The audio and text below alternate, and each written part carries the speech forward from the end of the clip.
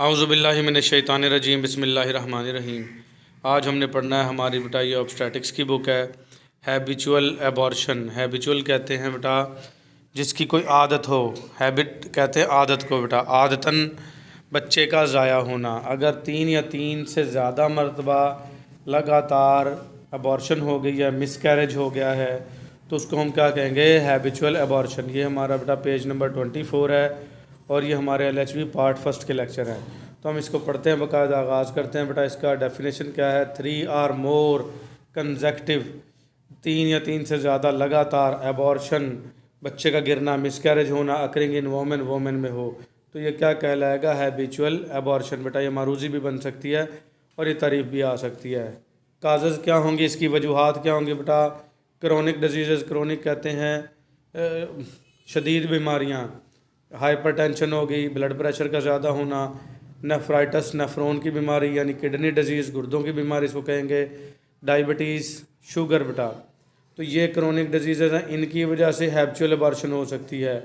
Uterine mail formation, uterus है, बच्चादानी है, उसने बेटा ख़ुद को तैयार करना होता है बच्चे की पैदाइश से पहले, लेकिन अगर वो ठीक से तैयार ना हो, उसकी तैयारी में कोई कमी रह जाए, उसको क्या कहते हैं? Uterine malformation. तो उसकी वजह से भी ये हैबिचुअल अबॉर्शन हो सकती है। यूट्राइन फॉर फिब्रॉइड्स, फिब्रॉइड्स कहते हैं बेटा रिसोली को, ये फाइबर से है। कुछ लच्छे रेशादार नासूर अंदर बच्चादानी में बन जाते हैं जो इकट्ठे होकर रिसोली की शक्ल अख्तियार कर सकते हैं। फोड़ा भी कह सकते हैं, अंदर रिसोली भी कह सकते हैं। अगर यूट्रस के अंदर फिब्रॉइड है तो भी हैबिचुअल अबॉर्शन हो सकती है। फिर आ जाएगा इनकम्पिटेंट सर्विक्स। सर्विक्स कहते हैं बेटा जो विजाइना और बच्चादानी के दरमियान की जो नाली है उसको क्या कहते हैं? सर्विक्स। तो जब बच्चा जैसे जैसे थोड़ा सा बड़ा होता है, ग्रो करता है, उसने ना सर्विक्स के ऊपर थोड़ा स्टे करना होता है, मतलब उस पर वज़न आ जाता है सर्विक्स पे। तो अगर किसी औरत की सर्विक्स कमज़ोर है तो उसका भी ये अबॉर्शन हो जाएगा, हैबिचुअल अबॉर्शन। ठीक है, तो ये 4 इसकी वजूहात हैं, ये आपने याद रख लेनी है। ये इतना सा भी आ सकता है, right the note on habitual abortion, it's definition and causes. तो यहाँ तक लिख देंगे, आपके 4 या 5 नंबर मिल जाएंगे बेटा। फिर आ जाएगा लिखा इसने ऑफर no cause can be found, और अक्सर औकात कोई वजह नहीं भी मिलती है हैबिचुअल अबॉर्शन की ना, वैसे अबॉर्शन हो जाती है। तो ये 4-5 वजूहात बेटा लिख देनी है। ट्रीटमेंट क्या होगा, इसका इलाज क्या होगा? The patient should be looked after bye a doctor, मरीज़ की देखभाल डॉक्टर करेगा। Complete bed rest in the essential and coitus is avoided, मुकम्मल बेड रेस्ट दिया जाएगा, वो ज़रूरी है। एसेंशियल का मतलब ज़रूरी बेटा, complete bed rest is essential, मुकम्मल बेड रेस्ट ज़रूरी है। एंड कोइटस इज़ अवॉइडेड, और मिलाप से परहेज़ किया जाएगा। कोइटस कहते हैं बेटा मियाँ बीवी का मिलाप होना, तो उससे कहेंगे आपने दूर रहना है और इसको मुकम्मल बेड रेस्ट देना है। हार्मोन थेरापी में भी प्रेस्क्राइब बाय अ डॉक्टर, और कुछ हार्मोन ऐसे हैं बेटा जो प्रेगनेंसी में ज़रूरी होते हैं, जिसमें एस्ट्रोजन और प्रोजेस्टेरोन, ये दोनों फीमेल सेक्स हार्मोन्स हैं, और ल्यूटिनाइजिंग हार्मोन और FSH फॉलिकल स्टिमुलेटिंग हार्मोन्स। तो इन हार्मोन्स में से डॉक्टर देखेगा कि क्या कमी है, क्या मसला है, तो वो हार्मोन बाहर से टैबलेट्स या कैप्सूल की सूरत में, इंजेक्शन की सूरत में डॉक्टर देगा। उस इलाज को हम कहेंगे hormone therapy.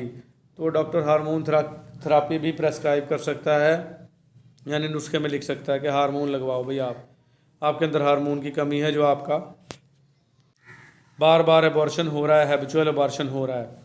Routine antenatal care, antenatal care कहते हैं बेटा पैदाइश से पहले की केयर, यानी कि हमल हो गया है और अभी बच्चा पैदा नहीं हुआ, तो उसको लाजमी इसकी एंटीनेटल केयर ज़रूरी होगी, ताकि कहीं दोबारा फिर अबॉर्शन ना हो जाए। And mental reassurance are as helpful as any hormone therapy, और कहता है मेंटल रीअश्योरेंस कहते हैं दिमागी तौर पर औरत को ये यकीन दहानी करवाना कि कुछ भी नहीं होता, इंशाल्लाह आप बच्चे को जन्म देंगी।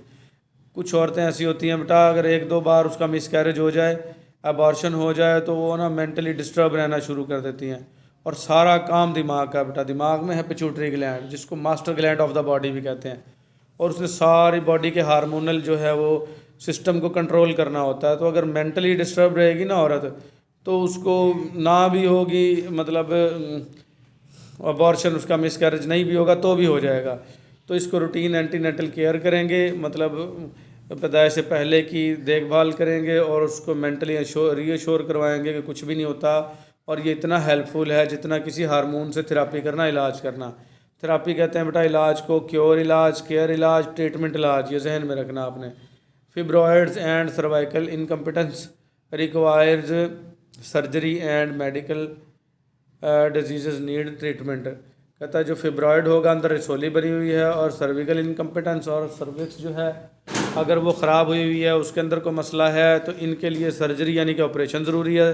रिसोली को ऑपरेट करवा के निकाला जाएगा बेटा। एंड मेडिकल डिजीज़, अगर कोई मेडिकल की बीमारियां हैं उनकी इलाज की ज़रूरत है, नीड ट्रीटमेंट है। फिर आ जाएगा थेराप्यूटिक अबॉर्शन। मैंने बताया बेटा थेरापी इलाज होता है। थेराप्यूटिक अबॉर्शन क्या है? या आप जानबूझ के कराते हो थेरापी के लिए, इलाज के लिए।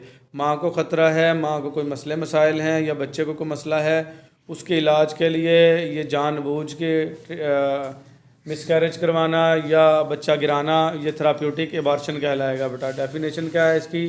इवैक्यूएशन ऑफ यूट्रस, यूट्रस को निकालना यानी उसको साफ़ करना, परफॉर्म बाय अ डॉक्टर। और ये करेगा कौन? डॉक्टर करेगा इसको। In a hospital way to save the health of or life of the mother, ताकि माँ की ज़िंदगी बचाई जा सके। The written consent of the husband and wife are necessary. लिखा हुआ इजाज़तनामा, रिटन कंसेंट कहते हैं, लिखा हुआ इजाज़तनामा शौहर की तरफ से और उसकी बीवी की तरफ से ये ज़रूरी होगा इसमें। Together with a second opinion from a specialist, और इसके साथ जो स्पेशलिस्ट है उसका ओपिनियन भी ज़रूरी होगा। जो स्पेशलिस्ट डॉक्टर है वो भी कहेगा कि निकलवाना ज़रूरी है। फिर उससे मियाँ बीवी से पूछा जाएगा कि आप ये अबॉर्शन करवाना चाहते हो या नहीं, क्योंकि इससे आपकी जो है बीवी है यानी माँ है जो बच्चे की, उसकी जो सेहत ख़राब हो सकती है, इस वजह से निकलवानी पड़ेगी यानी अबॉर्शन करना पड़ेगा। तो इसके अंदर सबकी वो ज़रूरी है बेटा इजाज़तनामा। फिर आ जाएंगे indication. With progress in the medical science, जितनी मेडिकल साइंस में जिद्दत आ गई है एंड ट्रीटमेंट और इलाज में जितनी जिद्दत आ गई है, some medication do not now occur. अभी भी कुछ मेडिसिन ऐसी हैं जो मौजूद नहीं है। हावेवर ताहम a few cases are done for cardiac, renal disease and certain mental disorder. वो कहता है कि कुछ मेडिसिन ऐसी हैं जो ना हों, वरना सारी मेडिसिन ही मौजूद हैं। लेकिन अभी भी कुछ केसेस ऐसे हैं जिनमें ये किया जाता है, जैसा कि दिल का कोई मसला है औरत को, वो प्रेगनेंसी बर्दाश्त नहीं कर सकती, बच्चे को जन्म नहीं दे सकती, मर जाएगी।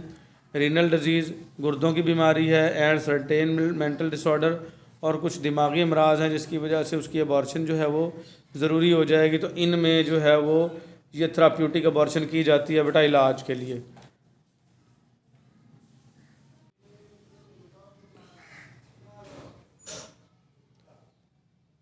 तो आज के लिए हमारा बेटा इतना ही। ये जो इन्फोर्स लॉ या क्रिमिनल अबॉर्शन है ये हम पढ़ेंगे अगले लेक्चर में। मिलेंगे अगले लेक्चर में बेटा। अल्लाह हाफिज़। अच्छे से याद किया करेंगे बेटा।